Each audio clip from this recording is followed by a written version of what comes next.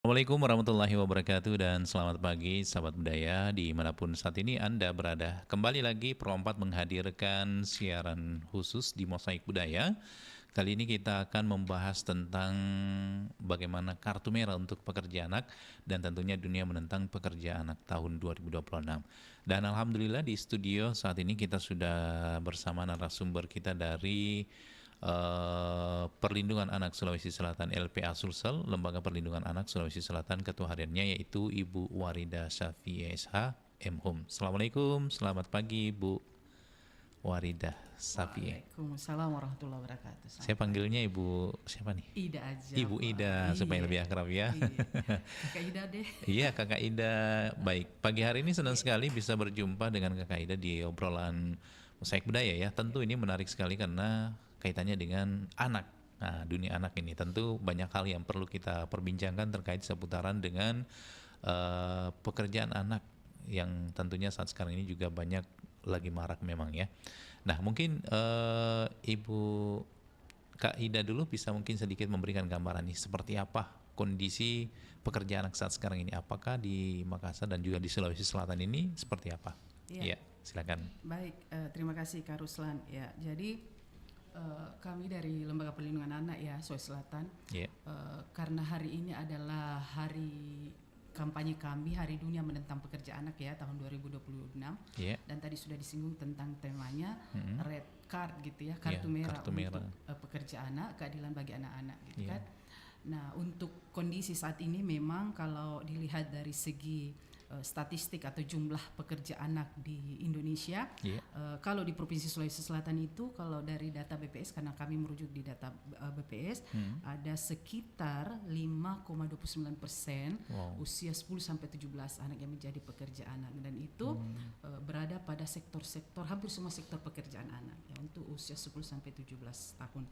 Nah, di Kota Makassar sendiri yang lebih skopnya lebih kecil, untuk kami Lembaga Perlindungan Anak, karena kami 2 tahun terakhir ini melakukan pendataan di sektor pemulung sampah plastik, ada di beberapa lokasi di Kota Makassar yang tentu kita juga sudah familiar dengan lokasi-lokasi tersebut. Ya, sekitar ada 40 sampai 50 orang anak lah, karena ini masih di 4 lokasi untuk pekerja anak khusus pemulung plastik.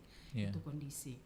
Nah, sekaitan dengan perayaan kita hari ini tentu kami berharap bahwa perayaan ini menjadi momentum bagi semua pihak gitu ya, pemerintah, dunia usaha, masyarakat gitu, untuk lebih aware begitu ya, aware kepada persoalan pekerjaan ini, karena anak-anak ini kalau misalnya menjadi pekerja anak tentu banyak dampaknya bagi anak-anak, misalnya akses pendidikan mereka terganggu, akses kesehatan, tumbuh kembang dan seterusnya itu pasti akan terganggu untuk usia anak. Itu untuk kondisi di Sulawesi Selatan dan Kota Makassar. Secara dunia bahkan kalau misalnya kita melihat data yang ada, hampir 1050 sekian juta anak di seluruh dunia menjadi pekerja anak. Makanya ini menjadi perhatian bukan hanya nasional tetapi secara seluruh dunia. Organisasi Perburuhan Internasional sudah merilis bagaimana kita harus memerangi ini, dan itu menjadi target pada SDGs kita, Sustainable Development Goals, untuk target 8, bagaimana menghapus pekerja anak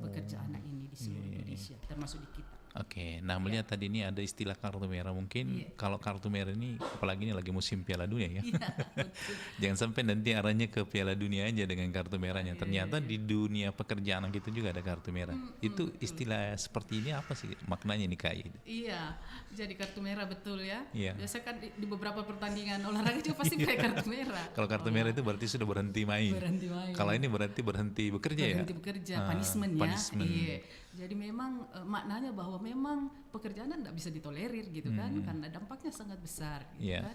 Nah, karena secara nasional, internasional dan nasional itu kita punya regulasi yang sudah sangat menjamin sebenarnya untuk tidak ada toleransi bagi pekerja anak. Misalnya di konvensi ILO 182 itu terkait dengan bentuk-bentuk pekerjaan terburuk untuk anak yang sudah diratifikasi oleh pemerintah Indonesia, itu sangat banyak bentuk-bentuk pekerjaan terburuk bagi anak yang tidak boleh sebenarnya terjadi di anak kita. Misalnya perdagangan anak, anak-anak dilibatkan dalam lingkungan misalnya dunia narkoba dan seterusnya gitu ya. Nah, khusus Kota Makassar saat ini karena kita ada di sini, pemulung gitu ya, pekerjaan di sektor pemulung sampah itu termasuk pada bentuk-bentuk pekerjaan terburuk bagi anak, dan itu ya itu tadi kartu merahnya, tidak boleh sebenarnya tidak boleh anak-anak masuk pada dunia pekerjaan terburuk bagi anak, termasuk di sektor pemulung dan sektor-sektor lainnya gitu Kak. Kalau batasannya itu Kak Indah, sebenarnya itu yang masuk kategori anak untuk bekerja ya, itu di kisaran usia berapa sih maksimalnya baru bisa dianggap bahwa anak ini boleh bekerja? Betul ya. Jadi memang kalau dari segi regulasi, kalau merujuk di Undang-Undang Perlindungan Anak, usia anak itu memang dari 0 sampai 18 tahun, artinya di bawah 18 tahun itu adalah kategori anak. Kalau merujuk pada Undang-Undang Perlindungan Anak, artinya apa? Semua anak yang berada di bawah usia 18 tahun harus mendapatkan pemenuhan hak dan perlindungan anak. Tetapi di dalam sektor pekerjaan, Undang-Undang Ketenagaan Kerja kita 13/2008 itu mengisyaratkan bahwa usia 13 sampai 15 tahun, 13 minimal ya, itu sudah diperbolehkan bekerja, tetapi dengan syarat yang cukup ketat. Itu misalnya dia harus dapat izin dari orang tuanya atau walinya kalau mau bekerja gitu. Kemudian dia tidak boleh bekerja di atas 5 jam, jadi maksimal 3 sampai 4 jam saja dia boleh bekerja. Terus kemudian hak-haknya misalnya pendidikan dan seterusnya itu tetap harus ada, sudah penuhi. Itu untuk toleransi bagi pekerja anak. Artinya memang ini harus anak-anak tidak boleh 100% turun di sektor pekerja anak itu, misalnya tadi memulung, jadi atau bekerja membantu orang tua gitu, itu masih diperbolehkan. Misalnya pulang sekolah dia membantu orang tuanya di ladang atau di kebun atau menjaga toko, itu masih diperbolehkan di usia 13 sampai 15 tahun. Tetapi di sektor-sektor tadi yang terburuk gitu, pemulung begitu, masuk pada dunia perdagangan narkoba, di industri-industri kimia yang berdampak pada fisik dan mental anak secara langsung dan tidak langsung, itu sangat tidak diperbolehkan sebenarnya. Tetapi ya pada implementasinya kita masih terkendala gitu kan, sehingga kampanye-kampanye seperti saat ini Hari Dunia Menentang Pekerjaan Anak, kita berharap semua pihak ikut mengulang kembali komitmen kita. Mari ayo kita lihat kembali bagaimana anak-anak kita yang terjun pada dunia pekerjaan anak ini bisa keluar pelan-pelan sehingga bisa sekolah, dan tentunya mereka bisa tumbuh kembang dengan baik begitu dari segi fisik maupun psikisnya. Iya. Lalu bagaimana nih Bu kalau misalnya nih ada anak nih yang memang dia taruhlah misalnya yatim piatu ya, kemudian hidup bersama dengan adik-adiknya mungkin, umurnya pun juga belum sampai. Nah kira-kira kalau melihat situasi seperti itu, peran pemerintah itu seharusnya seperti apa Bu? Iya betul. Nah kita bicara saja dulu di Kota Makassar gitu kan, yang skop kita saat ini. Kami melakukan pendataan ini di sektor pemulung sampah di 4 lokasi itu. Kasus-kasus seperti Kak Ruslan tadi sampaikan itu ada beberapa. Tinggal dengan kakek nenek misalnya yang sudah tua gitu kan, orang tua pergi merantau misalnya ke Malaysia dan seterusnya, dan akhirnya jadi pekerjaan. Nah apa peran pemerintah misalnya? Nah hasil pendataan kami di 4 lokasi ini kami sudah komunikasikan kepada pemerintah gitu kan, pemerintah Kota Makassar, dan kami berharap sih sebenarnya pemerintah bisa membuat langkah-langkah konkret begitu untuk menarik anak-anak ini masuk ke dunia sekolah. Pemerintah sebenarnya sudah melakukan beberapa langkah-langkah, misalnya di Kota Makassar itu, Makassar adalah salah satu kota dapat predikat kota layak anak gitu kan. Dan di klaster 5 untuk perlindungan anak, salah satu indikatornya ini adalah bagaimana menekan atau mengeluarkan anak-anak jadi dari pekerja anak menuju sekolah misalnya. Itu klasternya. Nah memang belum maksimal, tetapi kami melihat bahwa pemerintah sudah melakukan itu, dan tentu harus terus ditingkatkan dengan koordinasi misalnya dengan masyarakat sipil gitu ya, dengan lembaga-lembaga yang melakukan pendataan dan seterusnya. Kemudian di dinas tenaga kerja dan dinas lain misalnya dinas sosial dan seterusnya juga dulu ada namanya program pengembalian anak ke dunia sekolah. Jadi semua anak-anak yang bekerja itu diidentifikasi, didata, kemudian dilatih, dimasukkan di shelter, difasilitasi sekolah, dirujuk ke sekolah-sekolah gitu, difasilitasi tas, buku dan seterusnya. Ya dengan harapan bahwa anak-anak bisa kembali bersekolah. Ya tapi kembali lagi bahwa tantangannya itu kan banyak gitu kayaknya Kak Ruslan ya. Tantangannya banyak. Misalnya sudah difasilitasi, sudah dirujuk, tetapi memang terkadang dunia bekerja itu lebih enak, lebih nyaman bagi mereka ya. Instan dapat uang misalnya. Saya cerita kemarin dengan anak-anak di sana di salah satu lokasi, kenapa misalnya dia bilang, saya kalau mau jajan begitu saya mulung plastik, saya jual ke pengumpul, saya dapat 2.000 4.000, saya bisa beli kerupuk gitu ya, yang kayak gitu. Jadi tantangan-tantangan gitu, belum lagi misalnya perspektifnya orang tuanya gitu kan, ya biarlah dia kerja daripada misalnya pergi sekolah tidak ada biaya. Jadi memang masih ada perspektif di orang tua yang perlu kita sentil-sentil sedikit supaya keluar pelan-pelan. Jadi ya biar bisa untuk sementara dia memulung mungkin setelah sekolah gitu, sore bisa ngaji, bisa berteman, bermain sama teman-temannya, pagi bisa sekolah gitu. Jadi itu yang sekarang kita lagi ini sama teman-teman, termasuk dengan pemerintah gitu. Iya kan banyak juga saya lihat memang di pinggir-pinggir jalan ya biasanya ada yang jualan tisu apa. Betul. Nah itu kan masuk dalam hal pekerjaan anak, artinya anak-anak tinggalkan, harusnya waktunya menikmati masa-masa bahagianya di waktu kecil, tapi dia sudah bekerja. Kan banyak tuh di pom bensin juga, lampu merah, jualan kerupuk, jualan tisu. Dan pengalaman kami melakukan pendataan ini di Kota Makassar, bahkan ada yang sampai keluar Kota Makassar melakukan itu. Ikut orang tuanya karena mereka sama-sama naik mobil pick up. Mereka sisir sampai misalnya Pangkep gitu, balik lagi, dan itu kan sangat berbahaya gitu kan.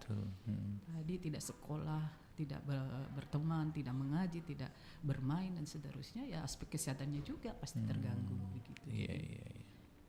Jadi itulah ya menjadi dasar mengapa anak-anak itu tidak boleh dipekerjakan, apalagi di tempat-tempat yang memang sangat cukup menantang begitu ya, dan membahayakan. Haruslah di sektor terburuk. Di sektor terburuk istilahnya. Itu nomor Undang-Undang 1 tahun 2000, pekerjaan terburuk bagi anak. Jadi ada kurang lebih 12 kategori itu.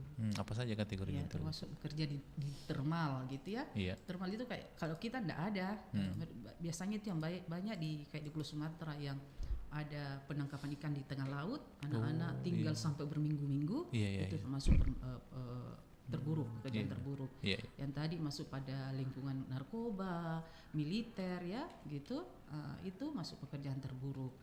Pemulung salah satu pekerjaan terburuk, prostitusi anak juga salah satu pekerjaan terburuk, sehingga itu menjadi perhatian dunia. Itu jadi ada kurang lebih 10 ya 11 gitu kalau saya tidak salah, kategori pekerjaan terburuk bagi anak. Baik.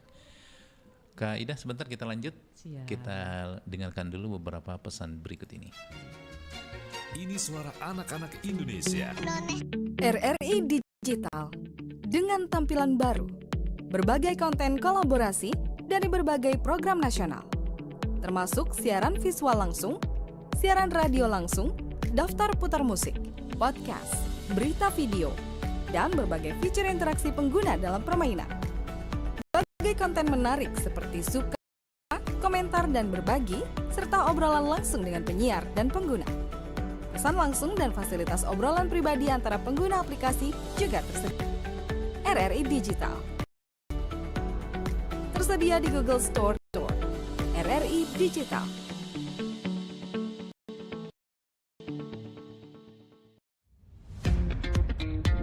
Selamat datang di era digital baru. RRI News kini hadir di genggaman Anda dengan aplikasi mobile terbaru. Temukan berita online terkini, cepat, dan terpercaya langsung dari perangkat Anda dengan fitur pembaruan berita real time dari aplikasi mobile RRI News. Anda ketinggalan informasi. Nikmati kemudahan akses berita nasional, berita terpopuler, dan video berita terbaru kapan saja dan di mana saja. Dilengkapi dengan teknologi terkini, aplikasi mobile RRI News memberikan pengalaman membaca yang lebih baik. Dapatkan notifikasi berita penting langsung di layar ponsel Anda. Jelajahi kategori berita yang Anda minati, mulai dari politik, ekonomi, budaya, hingga olahraga. Anda juga bisa berbagi berita penting kepada teman dan keluarga melalui media sosial dan aplikasi pesan, menjaga Anda tetap terhubung dengan dunia di sekitar Anda. Memiliki jaringan lebih dari 80 microsite tersebar dari Sabang sampai Merauke, serta memiliki tren pembaca yang semakin meningkat. RRI News mengtan berita terlengkap dan terkini dari seluruh Indonesia. Unduh sekarang di Google Play dan App Store aplikasi mobile RRI News, membawa dunia ke dalam genggaman Anda. Sobat Budaya masih berlanjut kebersamaan kita di obrolan khusus terkait dengan kartu merah untuk pekerja anak. Dan tentu dunia menentang pekerjaan anak di tahun 2026 ini ya. Nah sejauh ini seperti apa program-program dari LPA Sulsel untuk pendampingan ke anak-anak sendiri dalam hal untuk tidak bekerja dulu di masa-masa memang waktu dia masih anak-anak. Ya silakan Kak Ida. Apa yang kita lakukan, saya kira karena 2 tahun terakhir ini kita sudah baru memulai pendataan di sektor pemulung plastik itu, karena kami dapat dukungan dari salah satu juga perusahaan yang memang punya komitmen untuk mempekerjakan anak. Jadi kami setelah kami data gitu, kami mulai memberi sosialisasi edukasi gitu ya pada anaknya, pada orang tuanya, dan tentu akhirnya kita merujuk ke pemerintah sektor terkait, misalnya Dignas. Kami berharap karena kan tujuan akhirnya ini supaya anak-anak bisa sekolah gitu kan. Jadi kita berharap Dinas Pendidikan Kota Makassar khususnya punya strategi khusus untuk menarik atau menyekolahkan anak-anak kita yang putus sekolah pada sektor pemulung atau sektor pekerja anak. Dan ini kami sudah lakukan kurang lebih 2 tahun.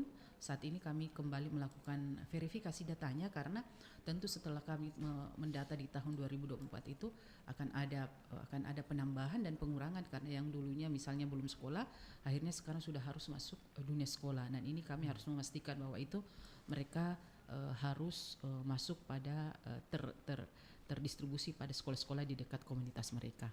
Nah ini kami sedang lakukan saat ini.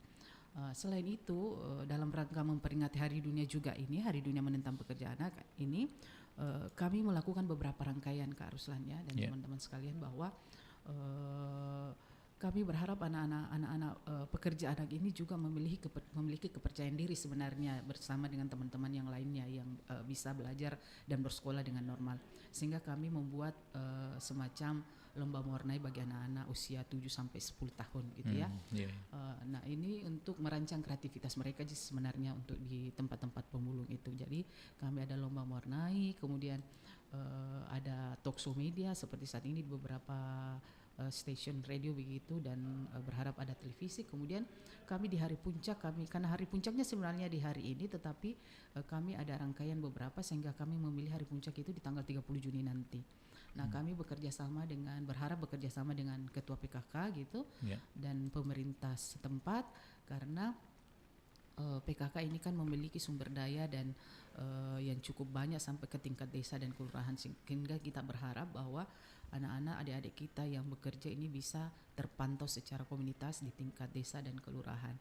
Nah, itu ada beberapa rangkaian untuk Hari Dunia Menentang Pekerja Anak ini. Selebihnya kami tetap melakukan pendampingan dan advokasi supaya mereka tetap bisa bersekolah, dan kalaupun dia tidak bisa bersekolah tidak bisa keluar secara full sebagai pekerjaan atau pemulung begitu, minimal bisa haknya sebagai anak sekolah gitu, usia sekolah tetap bisa terlaksana. Jadi kalau misalnya mereka sudah sekolah bisa misalnya masih membantu orang tuanya untuk memulung begitu beberapa jam begitu. Jadi pelan-pelan kita bantu mereka untuk keluar, karena memang ada perspektif di mereka orang tua anaknya bahwa ada bahkan beberapa yang sudah tidak mau sekolah gitu, karena ya tadi itu gampang mendapatkan uang, kemudian kondisi lingkungan mereka juga begitu memperkeruh gitu ya, memperkuat bahwa dia harus bekerja terus begitu Kak.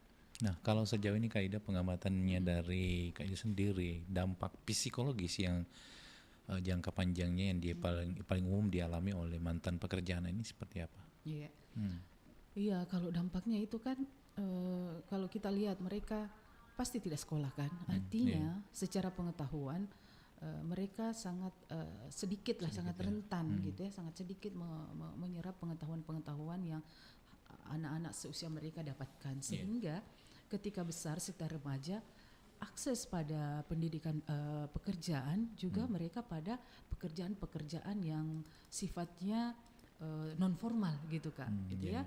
Misalnya kalau dia perempuan, akses pekerjaan yang bisa mereka dapatkan itu kami tidak menafikan pekerjaan ini, misalnya menjadi PRT, ya kan, jaga toko gitu kan. Padahal kita ingin anak-anak ini kalau misalnya dia bisa mendapatkan akses pendidikan yang baik, bisa mereka masuk bersaing pada dunia kerja yang lebih bagus, gitu kan? Mereka bisa mendaftar dengan bagus, seleksi dengan baik, dan mendapatkan pekerjaan-pekerjaan yang tentunya bisa meningkatkan ekonomi keluarganya mereka, ya. Karena kalau pengalaman kami dalam mendata dan mengadvokasi kasus pekerjaan anak pemulung saat ini, memang kalau misalnya bicara tentang tingkat ekonomi, rata-rata memang menengah ke bawah gitu kan ya, kalau kita lihat lingkungannya. Tetapi ada juga sebenarnya yang sudah, karena kan ini mereka memulung.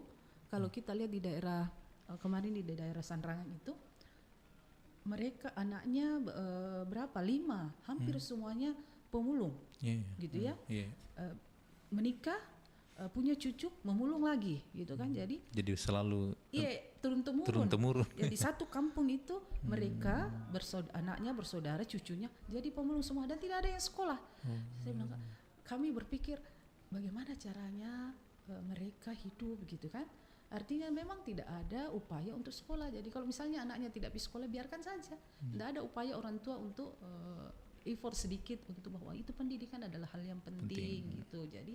Jadi kita bisa bayangkan kalau mereka sudah dewasa, sudah remaja begitu, untuk akses pendidikan atau akses pekerjaan yang lebih, katakanlah lebih layak sedikit gitu, mereka tidak akan mampu bersaing. Jadi sehingga kenapa mesti mereka harus masuk sekolah, dapat pendidikan maupun entah itu formal maupun non formal gitu kan, karena kan sekarang pendidikan ada di formal dan non formal gitu, ada PTBM dan segala macam.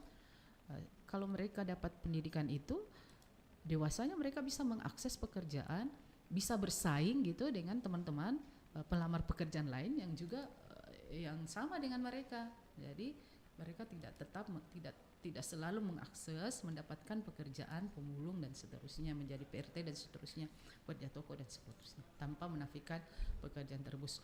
Walaupun untuk kasus-kasus pekerja rumah tangga anak itu juga kalau kita lihat pada kategori pekerjaan terburuk yang 13 itu, PRT anak, pekerja rumah tangga anak itu masuk pada kategori pekerjaan terburuk. Jadi juga sangat tidak diperbolehkan sebenarnya untuk anak-anak masuk pada kondisi pekerja rumah tangga anak. Tetapi kan juga tetap masih banyak di kita. Jadi kalau kita lihat pasal itu, ini anunya masih berserakan gitu ya.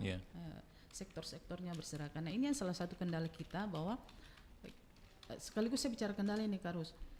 Kita tidak punya pidata terorganisir begitu, baik di pemerintah maupun di sektor non pemerintah. Kita tidak punya data.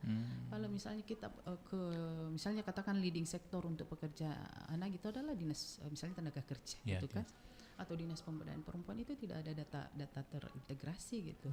Entah itu jumlahnya, entah dari segi jenis pekerjaan anak, gitu ya, data terbentuk tidak ada. Jadi ini juga yang menjadi tujuan kita, kenapa Hari Dunia ini kita rayakan bersama-sama gitu, untuk kemudian ayo teman-teman pemerintah dan non pemerintah, media dan seterusnya, ayo sama-sama kita kerja ini gitu, karena ini untuk masa depan anak-anak kita khususnya di Kota Makassar gitu. Karena kita punya beban, kita punya kewajiban moral. Makassar ini adalah kota layak anak gitu, dapat predikat kota layak anak. Tetapi kalau kita telisik lebih jauh, ada data-data pekerjaan anak, kan kami sangat sulit mendapatkan itu. Tuh, jadi jadi berkaitan dengan masalah perlindungan anak ini bukan hanya tugas dari lembaga perlindungan anak ya. Artinya memang setiap holder harus memiliki peran penting masing-masing. Termasuk RRI salah satunya mengambil bagian ini adalah mengundang Kak Ida untuk memberikan sosialisasi ke masyarakat ya, pentingnya anak-anak itu digunakan kesempatan emasnya ya, untuk bersekolah, untuk menikmati masa-masa kecilnya. Nah, kalau sejauh ini Kak Ida, kalau di sektor perusahaan mungkin ya, ada nggak kira-kira yang memang merekrut begitu untuk anak-anak sejauh ini? Jadi barusan kemarin kita jalan kunjungan ke lokasi pergudangan di daerah Maros gitu kan, Makassar, perbatasan Maros gitu kan. Jadi dari segi cerita-cerita dengan pekerja di sana, memang masih ada beberapa perusahaan yang merekrut anak untuk bekerja ya. Satu. Jadi kalau di dunia kerja itu Kak Ruslan dan Bapak Ibu sekalian penonton RRI, pendengar RRI, kalau tenaga anak yang dipakai itu biasanya kan muda. Muda. Muda gitu kan. tanpa kontrak misalnya, gitu kan. Biasanya kalau anak itu dipakai tanpa kontrak mudah, gitu, dan mereka kan masih kuat. Jadi secara fisik, jadi biasanya pengusaha memakai itu, tetapi itu diam-diam, dan karena kan Undang-Undang Ketenagakerjaan kita memang tidak boleh membolehkan itu, tetapi masih ada 1-2 oknum perusahaan yang memakai itu, gitu kan ya. Tetapi ketika kami berkunjung kemarin salah satu perusahaan, itu perusahaan sudah tidak mempekerjakan anak, jadi masih 1-2 yang mempekerjakan anak, ya, untuk itu. Karena secara regulasi juga memang kita. Nah, kendalanya sekarang di Sulawesi Selatan ataupun di Indonesia ya, regulasi tentang pengawasan ketenagakerjaan itu semuanya ditarik ke provinsi. Jadi untuk pengawasan di kabupaten tidak ada ya. Jadi di provinsi saja. Jadi skupnya lebih jauh mereka. Lebih jauh mereka. Iya, jadi teman-teman pembina pengawas provinsi itu jauh dari kabupaten. Jadi kong kali kongnya masih adalah 1-2 perusahaan yang mempekerjakan anak, gitu kan. Jadi masih ada, tetapi ya ini juga kita terus advokasi, kampanyekan supaya mereka tidak melakukan itu. Di Maros kemarin masih ada, dan bahkan ada perusahaan katanya yang akhirnya tidak membayarkan bersengketa lah dengan anunya, karena itu tadi mempekerjakan anak dan mendapatkan kartu merah tadi itu dari pemerintah ya. Karena masih mempekerjakan anak. Jadi itu masih kondisi kita masih ada yang mempekerjakan anak, gitu. Mungkin bisa lebih diperjelas lagi nih kaidah itu tentang kartu merah ya. Maksudnya ketika perusahaan dapat begitu, maksudnya seperti apa itu kartu merah itu? Iya, kalau misalnya perusahaan yang mempekerjakan anak, ya tentu kita bisa laporkan ya, dan dia tentu akan ada sanksi baik administrasi atau apapun namanya, gitu, untuk tidak mempekerjakan anak lagi, gitu. Jadi ya kartu merah. Artinya surat izinnya apa segala macam. Ya, operasinya gitu ya, dan seterusnya, mungkin bahkan penutupan gitu kan. Jadi begitu menjadi perhatiannya ini persoalan pekerja anak dunia gitu sampai dunia, sehingga kita harus memberikan kartu merah bagi siapapun yang mempekerjakan anak, karena dampaknya fisik dan mental bagi anak sangat berat, gitu. Kita bisa bayangkan kalau anak-anak kita saat ini menjadi pekerja anak, dewasa nanti mereka tidak punya akses pekerjaan yang lebih baik, gitu. Bukan berarti ya memang dampaknya untuk pekerja anak sangat tidak bagus, gitu ya, bagi mental mereka, gitu ya. Nah, kalau di tahun 2026 ini bagaimana tren penurunannya untuk pekerjaan ini, Kak? Ya, di kalau Kota Makassar ini? Ya, kalau kita kan selalu merujuk pada ada Sakernas ya, Satuan Kerja Nasional dan BPS ya. Memang ada penurunan sekian persen dari 2004 ke 2005 ada penurunan. Tetapi bagi kami Lembaga Perlindungan Anak, penurunan walaupun ada penurunan, tetapi kondisinya masih sama, itu tetap harus menjadi perhatian kita. Karena sekali lagi bahwa misalnya khusus Kota Makassar, kami tidak pernah mendapatkan data-data yang real, gitu ya, yang terintegrasi. Berapa anak yang bekerja di sektor pertanian, bekerja di sektor perkebunan, sektor non formal, apalagi misalnya PRTA anak, pemulung, itu kita tidak pernah mendapatkan secara real, sehingga advokasinya ini masih sendiri-sendiri, gitu. Nah, sekarang begini, kita merayakan hari dunia menentang pekerjaan anak ini. Kami mengajak pemerintah dan menyampaikan bahwa ini ada kondisi di lapangan, dan ketika kami meminta data, ya biasanya kami sangat sulit mendapatkan datanya itu, sehingga ini kita mendorong itu sebenarnya salah satunya di kampanye ini, dan ya terima kasih kepada RRI ya, bahwa ini adalah yang pertama. Maksudnya hari ini kita pertama kampanye dengan RRI. Terima kasih untuk RRI. Oke, baik. Nah, Kak Ida, sebentar kita lanjut lagi, masih banyak hal yang tentu kita ingin ketahui seperti apa perlindungan untuk anak-anak itu khususnya dalam dunia kerja. Tetap bersama kami di Pro 4 FM Suara Budaya Sulawesi Selatan.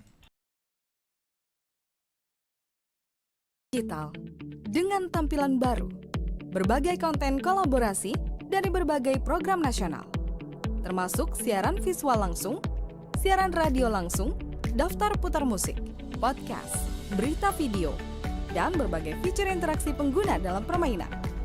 Berbagai konten menarik seperti suka, komentar, dan berbagi, serta obrolan langsung dengan penyiar dan pengguna.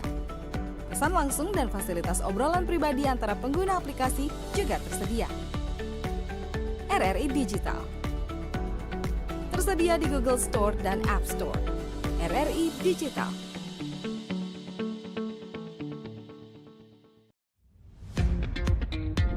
Selamat datang di era digital baru.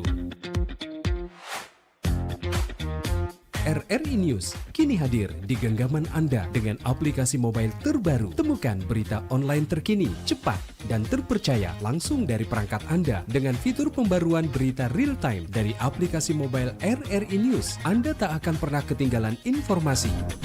Nikmati kemudahan akses berita nasional dan internasional, berita terpopuler, dan video berita terbaru kapan saja dan di mana saja. Dilengkapi dengan teknologi terkini, aplikasi mobile RRI News memberikan pengalaman membaca yang lebih baik. Dapatkan notifikasi berita penting langsung di layar ponsel Anda. Jelajahi kategori berita yang Anda minati, mulai dari politik, ekonomi, budaya, hingga olahraga. Anda juga bisa berbagi berita penting kepada teman dan keluarga melalui media sosial dan aplikasi pesan, menjaga Anda tetap terhubung dengan dunia di sekitar Anda. Memiliki jaringan lebih dari 80 microsite tersebar dari Sabang sampai Merauke, serta memiliki tren pembaca yang semakin meningkat. RRI News menghadirkan liputan berita terlengkap dan terkini dari seluruh Indonesia. Unduh sekarang di Google Play dan App Store aplikasi mobile RRI News, membawa dunia ke dalam genggaman Anda. Aplikasi mobile RRI News, berita terkini dan terpercaya dalam genggaman Anda.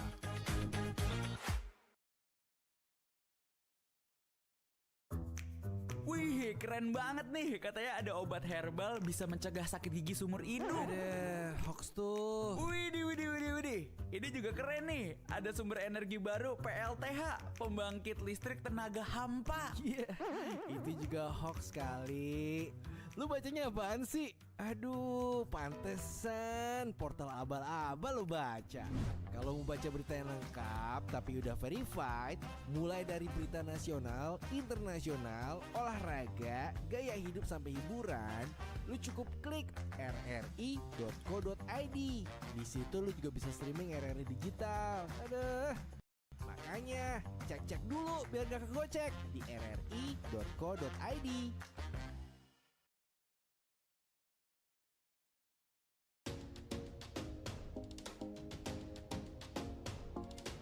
Di era disrupsi dewasa ini, RRI berupaya memperkuat diri dengan menghadirkan kontennya secara multi-platform untuk memastikan pelayanan kepada publik secara lebih optimal. Kini, RRI bukan hanya dinikmati melalui radio, melainkan juga portal berita online, platform digital, media sosial, dan juga komunitas yang selama ini meramaikan berbagai kegiatan offline di RRI.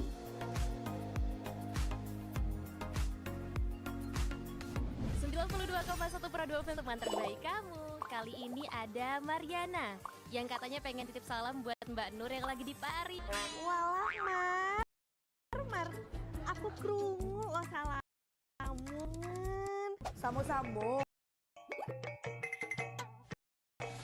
Bundo, awak baru dapat info lowongan Karajo di RRI News.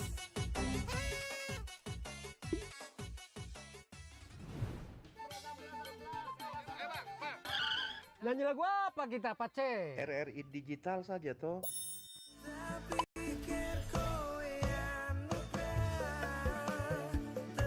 Sesekali jazz lah. Semangat ya manggungnya. Iya dong, kan mau bangun komunitas.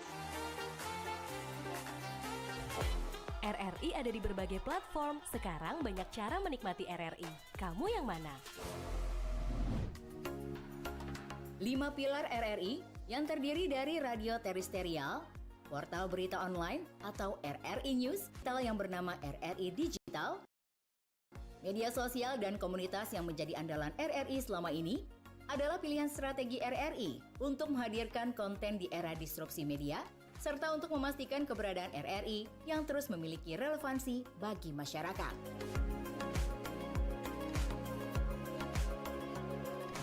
Berita online RRI News memiliki tren pembaca yang semakin meningkat. Dengan posisi di peringkat 40 besar, dari ribuan berita online secara nasional, RRI News memiliki profil pembaca yang beragam dari segi usia maupun kategori paling banyak dibaca. Portal ini memiliki memiliki lebih dari 80 microsite yang tersebar di banyak daerah dari Sabang sampai Merauke. RRI News siap menjadi mitra pembangunan di daerah Anda. Menyampaikan informasi pembangunan kepada masyarakat, memerlukan berbagai informasi tentang program dan kebijakan daerah untuk mengetahui kinerja jalannya pemerintahan. Sementara pemerintah daerah memerlukan opini dan aspirasi masyarakat sebagai strategi merumuskan kebijakan. Dengan keterlibatan informasi oleh RRI yang hadir secara platform, akan membuat komunikasi pemerintah daerah kepada masyarakatnya berlangsung secara lebih efektif dan sangat mentah daerah. Ada sejumlah alasan mengapa RRI News layak menjadi mitra pembangunan pemerintah daerah. RRI bersifat tidak komersial. RRI selalu mengembangkan jurnalisme konstruktif dan verifikatif yang senantiasa berupaya menghindari disinformasi atau hoax. Brand RRI telah dikenal oleh masyarakat luas. Jaringan secara nasional, lebih dari 70 satker dan 80 portal rri.co.id atau RRI News. RRI berbasis media multiplatform yang jauh lebih kuat dan efektif dari media lokal dimanapun.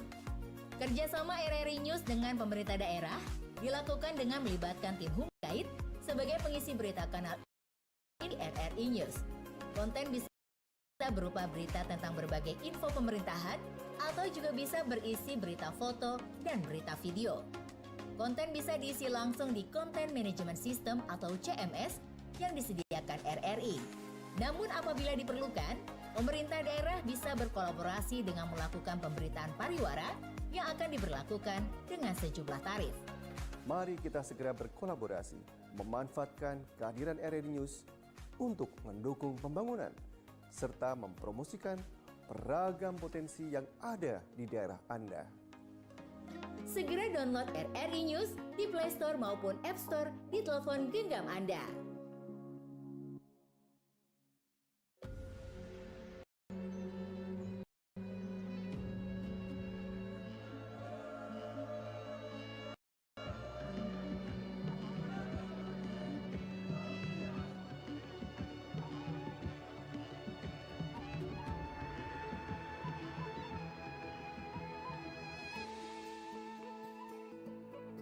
Suara indah, ramah penuh cinta, damai jiwa, tulus terasa nyata. Kita kabarkan berita, membuka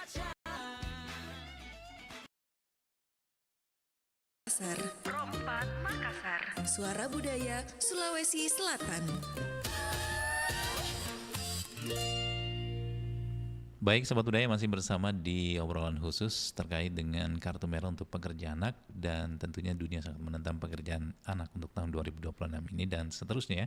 Dan tentu dalam hal ini Ketua Harian LPA Sulsel, Lembaga Perlindungan Anak Sulsel, Ibka Warida ya, terkait dengan beberapa hal yang dilakukan upaya untuk bagaimana mengkampanyekan ini supaya tidak ada lagi pekerja untuk anak-anak.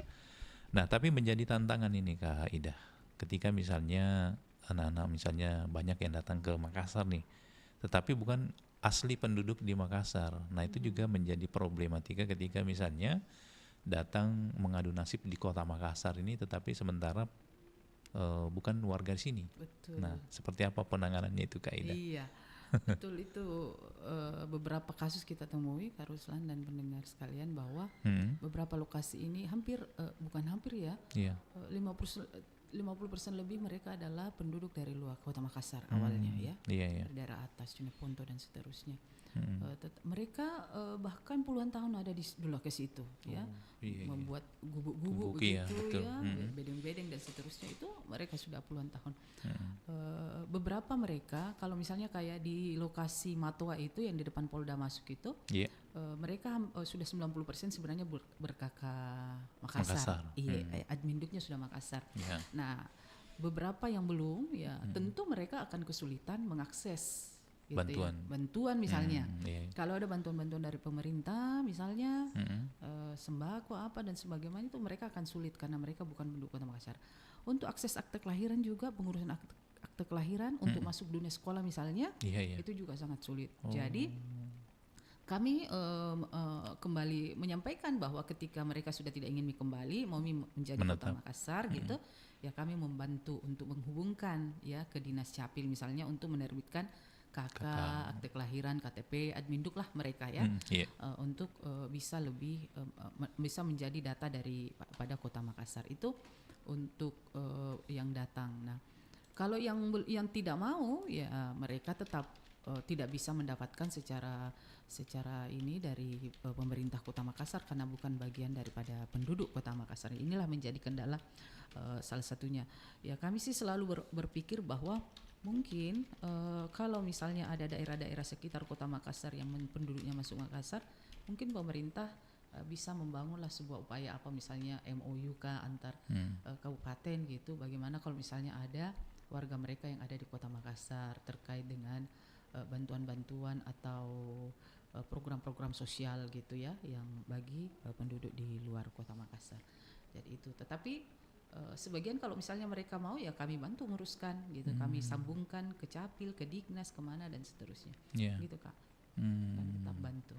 Nah kalau sejauh ini Kak untuk misalnya ini ada memang yang karena tadi kan untuk mendata itu juga agak sulit ya, apalagi data dari dinasnya Ibu mungkin belum begitu banyak mengcover ya. Nah kalau misalnya ada yang sementara ini mendengarkan siaran kami, kalau misalnya dia butuh pendampingan dari itu menghubunginya bagaimana Bu? Datang melapor kah atau mungkin ada akses yang bisa dilakukan untuk melaporkan misalnya nih bahwa kita butuh pendampingan. Iya, bisa sebenarnya, bisa dengan karena kan kalau pemerintah Kota Makassar kan itu ada namanya UPT P2 TP2A, Pusat Pelayanan Terpadu ya, Perlindungan Perempuan dan Anak. Kita bisa langsung ke situ. Tetapi kalau misalnya Bapak Ibu atau masyarakat yang mau didampingi begitu, bisa juga ke Lembaga Perlindungan Anak, bisa melalui WA, bisa langsung ke kantor sebenarnya. Sekretariatnya kita ada di Mesonet saat ini dan sekretariat sementara karena kami baru selesai musyawarah begitu sehingga pengurusan sekretariat kantornya begitu, sementara dalam pengurusan di kantor gubernur, di kompleks gubernur, tetapi untuk sementara kami ada di Mesonet. Nomor saya bisa dipakai untuk misalnya kalau ada yang ingin mengadu dan seterusnya. Dan kita bisa dampingi untuk berbagai kasus apapun sebenarnya, kekerasan pada anak dan seterusnya, pendidikan, akses pendampingan pada pekerja anak, ke sekolah dan seterusnya, kita juga bisa bantu ya, tentu dengan berkoordinasi dengan semua pihak, pemerintah gitu ya, teman-teman pendamping gitu. Kalau misalnya butuh pendampingan sosial, kami sambungkan dengan teman-teman pendamping di dinas sosial gitu, dan seterusnya. Pendidikan ya kami bantu untuk akses menuju ke dinas pendidikan dan seterusnya. Oke, baik Bu. Kak Ita mungkin ada yang ingin disampaikan sebelum kita mengakhiri obrolan kita di pagi hari ini? Iya, untuk kita semua ya, saya kira karena ini adalah kampanye Hari Dunia Menentang Pekerja Anak. Kartu merah untuk pekerja anak, ya di stop ya mempekerjakan anak, beri mereka kesempatan untuk belajar, masukkan mereka ke dunia pendidikan, dan saya kira harapan bagi pemerintah, mari bersama-sama mensukseskan ini, menghentikan atau mengupayakan meminimalkan semua pekerjaan anak yang ada di Kota Makassar khususnya, demi Kota Makassar layak bagi anak. Baik, terima kasih. Baik, luar biasa. Dan Sobat Budaya, untuk mengakhiri obrolan kali ini tentu kita mari mengakhiri fenomena pekerja anak ya. Karena mengakhiri ini bukanlah pekerjaannya hanya satu pihak saja, hanya Dinas Perlindungan Anak saja, tetapi tanggung jawab kita bersama-sama ya, khususnya, dan setiap anak itu yang kehilangan masa kecilnya adalah kerugian bagi masa depan mereka. Mari itu kita terus berkomitmen mengawal isu ini untuk mewujudkan Indonesia layak anak. Terima kasih Bu atas diskusinya di pagi hari ini yang sangat luar biasa. Semoga Ibu tetap semangat ya bersama dengan teman-teman Dinas Perlindungan Anak untuk tetap mengawal ini supaya betul-betul kita Indonesia bisa zero pekerja anak. Terima kasih atas kolaborasinya. Sampai jumpa. Assalamualaikum warahmatullahi wabarakatuh. Waalaikumsalam.